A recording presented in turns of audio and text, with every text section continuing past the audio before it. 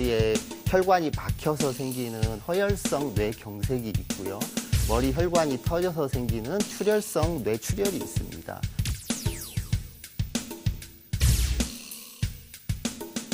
멀쩡하게 잘 혼자 생활하고 있던 분이 갑자기 한쪽 마비가 와서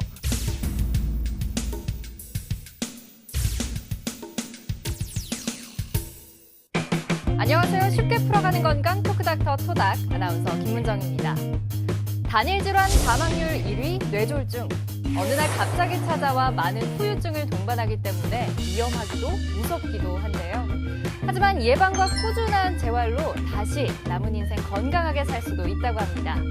오늘 이 시간 재활의학과 전문의 주민철 교수와 함께 장애를 줄이는 뇌졸중 재활을 주제로 이야기 나눠봅니다. 교수님 안녕하세요. 네, 안녕하세요.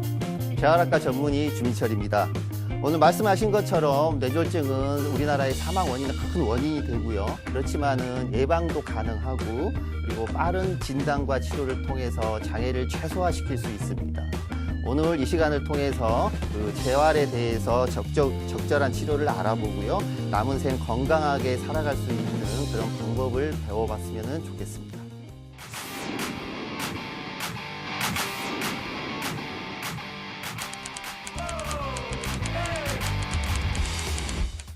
네, 오늘도 함께해 주실 두 분 소개합니다. 안세영 씨, 김선혜 씨 나와주셨습니다. 어서 오세요. 네, 안녕하세요. 안녕하세요.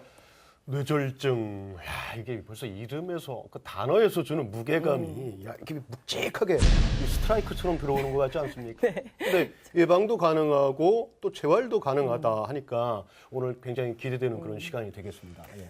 사실 우리 토닥에서 뇌졸중 이야기를 많이 했거든요. 그렇죠. 네, 그래서 무서운 질환인 건 너무 잘 알고 있잖아요, 맞아요. 우리가. 네, 그래서 예방 되게 중요하고 골든타임 얘기도 사실 있었고. 맞아. 예. 근데 이제 어쩔 수 없이 내가 이 병을 앓게 된다면 사실은 그 후에 일상생활이 더 중요한 거 아니겠어요? 그렇죠. 네, 오늘 그 일상생활 그 후 예, 우리 교수님께서 책임져 주시지 않으실까 생각이 듭니다. 네. 네, 많은 분들이 좀 헷갈려 하시는데 뇌졸증이 아니라 뇌졸중이죠. 이 뇌졸중에 대한 설명이 조금 필요할 것 같습니다, 교수님. 네. 우리 그 뇌는 실제로 한 1200g에서 1400g밖에 안 되는 아주 작은 조직입니다. 그렇지만 우리 몸의 전체 혈액의 한 20% 정도를 사용할 정도로 왕성한 일을 하는 조직이고요. 이 뇌졸중의 이제 그 원인이나 이게 그 종류를 봤을 때는 머리에 혈관이 막혀서 생기는 허혈성 뇌경색이 있고요. 머리 혈관이 터져서 생기는 출혈성 뇌출혈이 있습니다. 그래서 우리나라 같은 경우는 보면은 허혈성 뇌경색이 한 70% 정도를 차지하고 있고요. 뇌출혈이 한 30% 정도를 차지하고 있습니다. 그럼으로써 이제 뇌졸중이 생기게 되면은 다양한 이제 신체 장애를 이제 호소를 하게 되겠습니다. 그럼 결국은 뇌졸중을 앓고 나면 장애가 많이 올 수 있다는 말씀이신 것 같아요. 어떤 네, 장애를 그렇습니다. 겪게 되나요? 이제 제일로 흔하게 환자들이 이제 와서 호소하는 증상들은 한쪽 팔다리가 마비된다든지 아니면은 갑자기 어지럼증이 생겨서 적절히 앉아 있거나 쓰거나 하는 동작을 하지를 못한다든지 말이 잘 안 나온다든지 아니면은 갑자기 의식 소실이 생긴다든지 하는 다양한 증상들을 호소하게 됩니다. 이러한 다양한 증상들에 맞춰서 이제 재활 치료가 이루어지게 되는데요. 그 치료하는 기전에 이제 제일로 호전되는 중요한 기전이 바로 뇌가소성이 되겠습니다. 뇌가소성 뭔지 잘 모르겠는데 그 네. 뇌가소성이 이게 뭡니까 이게 대체? 예, 이제 조금 뇌가소성 하면은 좀 어렵게 들릴 수 있는데요.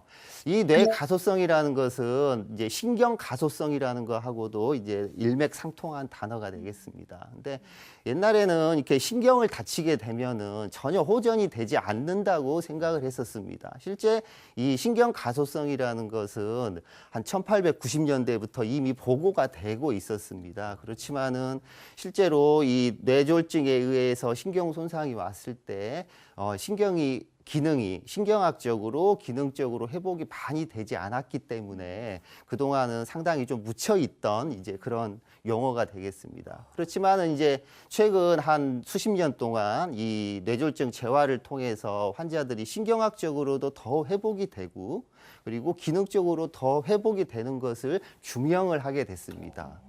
그것을 이제 우리가 뇌가소성이라는 용어를 사용해서 지금 정의를 하고 있습니다. 어쩐지 제가 대부분의 단어를 알아듣는 편인데, 예, 그렇답니다, 여러분. 예. 네, 그렇다면 이 다양한 뇌졸중 치료 방법들이 있을 텐데 그 중에서도 재활 치료가 중요하다고요. 네, 그렇습니다. 뇌졸중이 생겨서 병원에 오시게 되면은 급성기 치료를 하게 됩니다. 그 급성기 치료가 다 이루어지게 되는데도 불구하고 장애를 남기는 경우들이 실제로 뇌졸중 이후에 한 70% 정도는 종류나 정도의 차이는 있지만은 장애를 갖게 됩니다. 그래서 그때부터 이 재활 치료가 필요하게 되는데요. 그 재활 치료를 이제 하는 그 기전이 방금 좀 전에 말씀드렸던 그 뇌가소성을 이용해서 치료를 진행을 하게 되겠습니다. 교수님, 그 다른 심혈관 질환과 비교해서 뇌졸중의 그 특징은 무엇일까요? 이제 가장 큰 특징이라고 한다면은 첫 번째 먼저 우리나라의 사망률 1위는 암입니다. 암에 의한 사망이 제일로 많은데요. 실제 이 암은 모든 암을 다 포함했을 때 1위고요. 단일 질환으로 사망률 1위는 이 뇌졸중이 되겠습니다. 그만큼 많이 발생하는 질환이다 하는 거고요. 또 이 뇌졸중이라는 게 물론 전조 증상이 있는 경우도 있지만은 그렇지 않은 경우들이 이제 대부분입니다. 그래서 멀쩡하게 잘 혼자 생활하고 있던 분이 갑자기 한쪽 마비가 와서 뭐 혼자 침대에서 내려오지도 못하고 대소변도 다 받아내야 되고 옆에서 누가 밥도 다 먹여줘야 되고 하는 일상생활 동작을 하지 못하게 되는 이런 장애를 갖게 되는 거기 때문에 이 질환에 대한 부분도 상당히 중요하지만은 그 옆에 있는 보호자나 간병을 하시는 분 그리고 사회 경제적인 그런 비용들도 아주 많은 그 비율을 차지한다고 하겠습니다. 결국은 재활이 엄청 중요하고 주위 사람들의 도움도 굉장히 중요하다라는 말씀이신 것 같은데 그럼 이 뇌졸중 재활은 누가 언제 이거를 어떻게 선택을 해주시는 건지. 네, 그거 아주 좀 어려운 질문인데요. 이제 이 뇌졸중에 대해서 재활에 대해서는 언제 시작해야 되는지는 그동안은 한 10년 전까지만 해도 악유가 이제 논쟁이 상당히 많이 있었습니다. 그렇지만은 이제 이미 지금은 확고하게 이제 증거가 다 정리가 다 돼 있는 상태입니다. 가능하면 빨리 조기 재활을 실시해라 하고 되어 있습니다.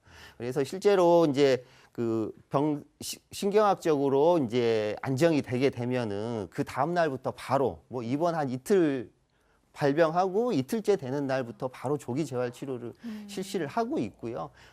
단 조건이 있다면은 이제 신경학적으로나 아니면 혈액학적으로 이게 좀 안정이 된 상태가 돼야 저희가 시작을 하고 있습니다. 그래서 이제 우리 국가에서도 이 뇌졸중에 대해서 조기 재활 치료에 대해서 적극적으로 개입을 하고 있고요. 일단 모든 권역에 있어가지고 권역 심리혈관 질환 센터를 설치를 해서 조기 재활을 하게 그렇게 하고 있고요.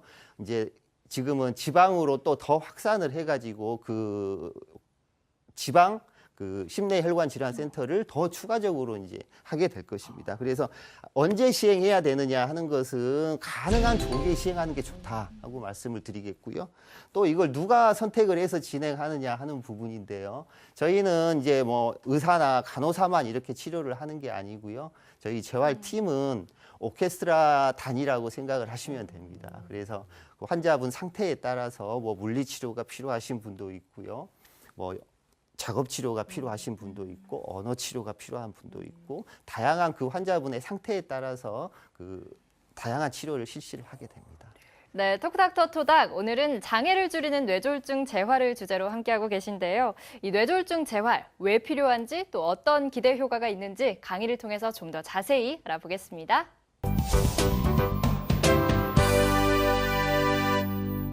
오늘 그 뇌졸중 재활 지금 시작할 때입니다 라는 주제로 간단히 말씀을 좀 드리겠습니다. 뇌졸중은 아까 말씀드렸듯이 혈관이 막히거나 터져서 생기는 이제 그런 질환이 되겠고요.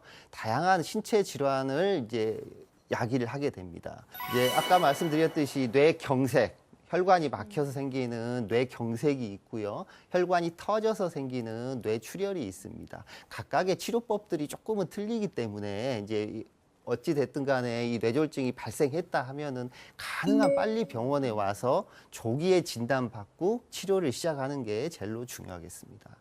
뇌졸중에 이제 치료를 잘 했는데도 이제 재활을 필요로 하는 다양한 이제 후유증들이 많이 발생하게 됩니다. 혹시 그 주변에서 봤을 때 어떤 그 주변 분들에서 이런 뇌졸중 때문에 어떤 어려움을 좀 겪고 계신 분들이 계시는지. 저는 안 계시는데 가끔 예. 천변을 걸으면 네. 이게 한쪽이 마비되셔가지고 정말 우리 속도의 한 5분의 1 속도로 천천히 네. 걸으시는 분들 사실 많이 뵀거든요. 네, 맞습니다. 여기 제일 첫 번째로 나와 있듯이 한쪽 팔다리 마비가 이제 가장 흔한 후유증이 되겠고요. 다리에 마비가 있어서 이제 적절히 걷지를 못하거나 아니면은 적절한 속도로 이렇게 이동을 못하거나 하는 것도 있고요. 팔에 마비가 와서 내가 우리 일상생활 할 때 아침에 제일 먼저 일어나면은 세수하고 양치하고 화장하고 해야 되지 않습니까? 그런 것도 이제 장애를 가장 기본적인 일상생활 동작이라고 그러는데 그런 것부터 이제 장애를 겪게 되는 그런 문제들이 있고요. 또 이제 문제가 되는 것들이 말을 잘 못하게 돼서 자기가 어떤 불편한 것들을 적절히 호소하지 못한다든지 아니면 이 삼킴 장애가 있어서 흡인성 폐렴 같은 게 생긴다든지 이제 뇌졸중 후유증으로 사망하는 사망 원인 1번이 이 흡인성 폐렴에 의한 사망입니다. 그럴 정도로 흔하기 때문에 그 삼킴 장애에 대한 것들도 평가를 좀 해야 되고요.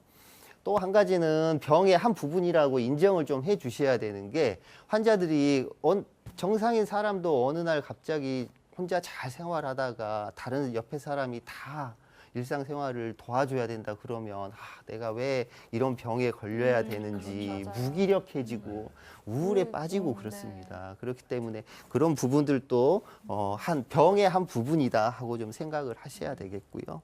그래서 이런 후유증들에 대해서 조기 재활 치료를 적극적으로 시행을 하셔야 됩니다. 그래서 재활 치료는 언제부터 시작할 것인가 하는 것은 조기에 빨리 시작할수록 좋다. 재활 치료를 전혀 안 받는 분들 뒤에 봤을 때도 나 이 치료 안 받고 다른데 집에 가서 나 그냥 누워 있을래 아니면 다른 요양원 가서 누워 있을래 그래도 좋아질 건 좋아지고 장애가 남을 건 남지 않냐 하고 말씀하시는 분들이 있는데요. 병적 재조직화라는 이제 저희가 용어를 쓰는데요. 걸을 수는 있죠. 그렇지만은 잘못된 방법으로 걷게 되는 거고요. 그것 때문에 이제 경직을 더 유발을 시키고 그것 때문에 관절이 됐든 무릎이 됐든 허리가 됐든 이런 데 통증을 또 유발시키는 듯 잘못된 병적 재조직화가 일어나게 됩니다. 그러니까 더 안 좋아질 수 있다는 그렇습니다. 말씀이신 거죠? 예. 그렇기 때문에 이제 재활 치료를 저희가 하는 그 과정에서 중요하게 생각하는 게 치료하는 것도 병원에 와서 치료하는 것도 치료하는 거지만 환자나 보호자한테 관리를 어떻게 해야 된다 하는 것을 교육시키는 게 아주 중요한 부분이 되겠습니다. 그래서 이제 뇌 가소성은 다음과 같이 이제 다양한 기전이 이미 밝혀져 있고요. 이 재활 치료를 적절히 시행하지 않은 군과 치료를 적절히 시행한 군입니다. 그래 보면은 이렇게 분홍색으로 돼 있는 부위가 재활 치료를 한 군이 훨씬 더 크게 지금 보이고 있죠. 그리고 이 재활 치료를 함으로써 이렇게 신경학적으로도 더 좋아지고 기능적으로 더 회복이 된다 하는 것을 이제 밝혀낸 그런 근거가 되겠습니다. 재활 치료를 하면 이제 어떤 치료를 하느냐 하는 건데요. 이제 포괄적 재활 치료다 이제 그렇게 써놨는데 환자분의 어떤 그 장애의 유형이라든지 심한 정도에 따라서 치료 방법은 이제 가지각색으로 다 틀려지게 됩니다. 가장 많이 이제 저희 치료실에서 하고 있는 것은 뭐 물리 치료를 한다든지 작업 치료, 언어 치료, 뭐 인지 치료, 뭐 삼킴 치료, 뭐 그런 다양한 그런 치료실들이 운영이 되고 있습니다. 또한 이 약물을 이용해서 하는 치료법들도 많이 사용이 되고 있습니다. 그래서 조기 재활 전문 치료 했을 때는 환자분의 이제 환자 상태에 따라서 다 좀 틀리겠습니다. 가령 예를 들어서 똑같은 뇌졸중 환자인데 어떤 분들은 처음에 딱 이렇게 앉혔을 때 혼자 앉아 있지도 못할 정도로 심한 분들도 있고요. 앉혀 놓더라도 유지가 안 되는 분들도 많이 있습니다. 어떤 분들은 이미 뭐 서서 어느 정도 실내에서 병 전 상태 같지는 않지만 이렇게 걷는 경우도 있고 그렇습니다. 그래서 그거에 환자분의 상태에 따라서 앉는 자세도 안 되는 분들은 이제 앉는 자세부터 훈련을 시키고 그 앉는 자세를 유지할 수 있는 근육을 강화시키는 그런 치료를 주로 시행하게 되는 거고요. 어느 정도 걸을 수 있는 분들은 이제 서서 균형을 잘 잡고 그리고 속도를 조금 더 높여가면서 걸을 수 있는 시간도 늘리고 속도도 늘리고 하는 그런 치료들을 이제 주로 시행을 하게 되겠습니다. 환자분 상태에 따라서 이제 치료의 방법이나 목표는 이제 바뀌게 되겠습니다. 실제로 이제 뇌졸중은 일단 발생하면은 제일 먼저 가까운 병원에 빨리 가서 조기에 진단을 하고 조기에 적절한 치료를 하는 게 중요합니다. 그래야만이 저희가 개입하는 이 재활을 위해서 개입하는 장애가 최소화될 수 있습니다. 이제 어쩔 수 없이 장애가 남았다. 그랬을 때는 이제 집중적인 재활 치료가 필요하게 되는데요. 조기에 집중 재활 치료가 필요하게 되겠고요. 환자나 가족의 어떤 지지가 절대적으로 필요합니다. 그래서 적극적인 재활이 필요하고 지속적인 약물 치료라든지 위험 인자들이 있습니다. 조절할 수 있는 위험 인자들이 있기 때문에 그 위험 인자를 적절히 조절을 잘 함으로써 예방을 하는 것이 중요하겠습니다. 네, 이렇게 뇌졸중 재활 치료의 필요성과 기대 효과까지 자세히 알아봤는데요. 앞서 다양한 치료진의 협업 얘기도 잠깐 하셨는데 또 로봇이 활용되기도 한다고요. 네, 그렇습니다. 실제로 그 로봇 산업은 이제 1900 몇십 년대부터 이미 상당히 발전해 오고 있었습니다. 근데 의료용 로봇은 이제 한 1980년, 90년대부터 많이 개발이 되고 있었고요. 재활 로봇은 그래도 조금 시기가 늦어서 한 2010년도부터 이제 국내에 유입이 되고 있습니다. 가장 많이 사용되고 있는 것은 하지 재활 로봇하고요. 상지 재활 로봇 그런 것들을 많이 사용을 하고 있는데요. 하지 재활 로봇을 예로 들어보자면은 그동안은 우리 치료진들이 환자를 직접 일으켜 세우고 자세 유지하게 만들고 걷는 훈련을 시키고 하는 그런 동작을 신체적으로 다 했어야 됐습니다.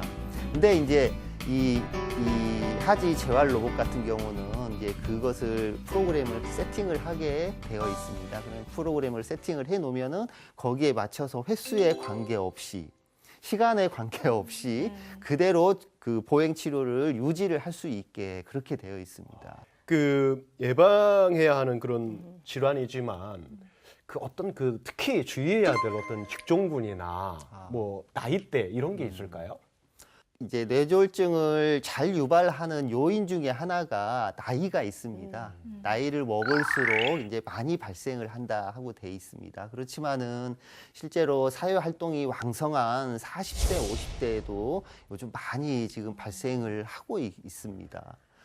그리고 또 이게 직업에 대해서 이제 물어보셨는데요. 이 직업에 대한 부분도 어떤 직업에 많이 생긴다 그런 건 아니고요. 근데 아무래도 오랜 시간 이렇게 앉아서 이 일을 보는 이제 그런 직업군들, 제가 이제 많이 조금 겪어봤던 건 이제 운전하시는 분들 상당히 많으신 것 같고요. 앉아서 사무 보시는 직장인들도 이제 많이 좀 발생을 하는 것 같습니다.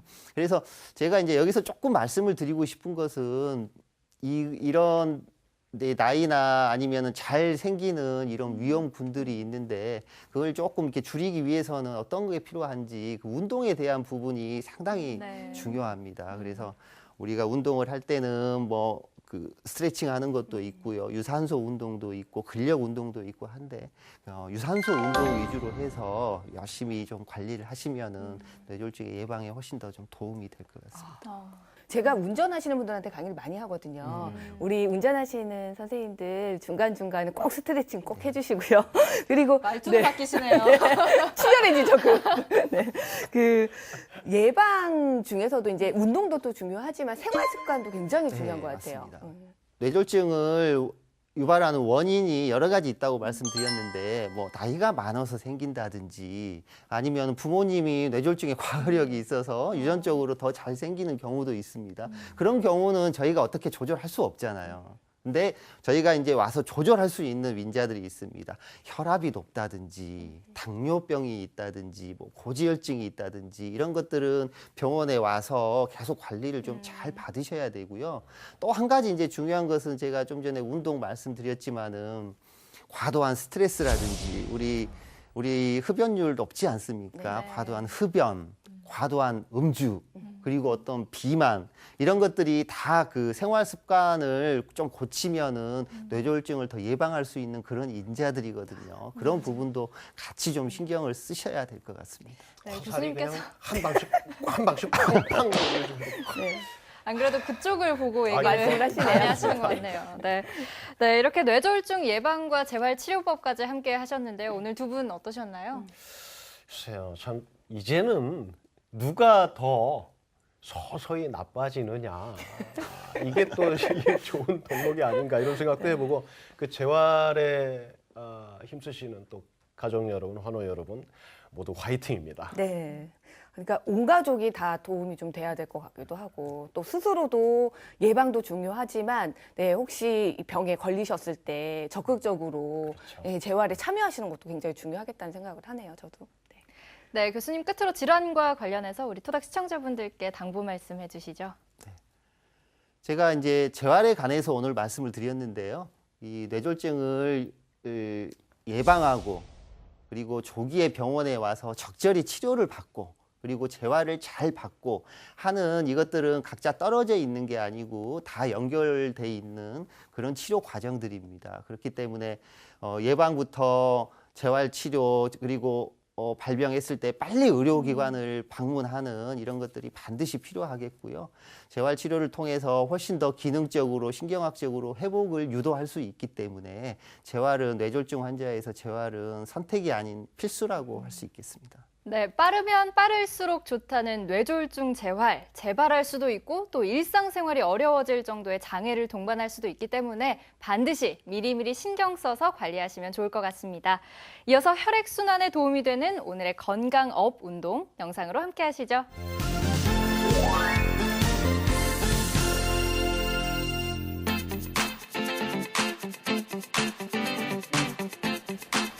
안녕하세요. 트레이너 최세봉입니다. 혈액순환의 이상은 뇌졸중의 주된 원인 중에 하나인데요. 오늘은 혈액순환에 도움이 되는 운동을 알려드리도록 하겠습니다. 첫 번째 동작은 누워서 자전거 타기입니다. 먼저 하늘을 보고 바닥에 누워줍니다.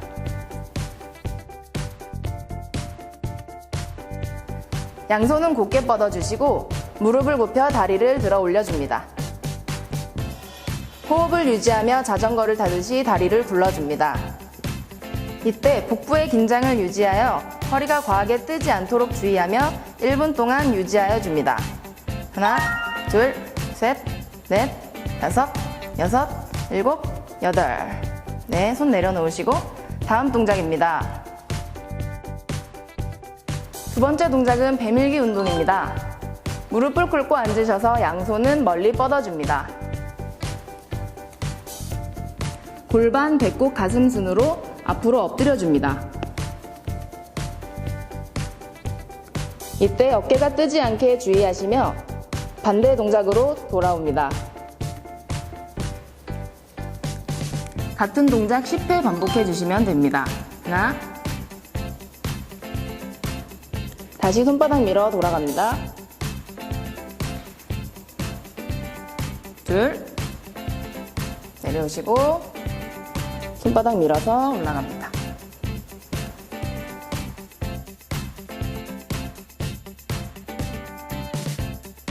네, 쉽게 풀어가는 건강 토크닥터 토닥. 오늘 순서는 여기까지입니다. 함께해 주신 여러분 고맙습니다.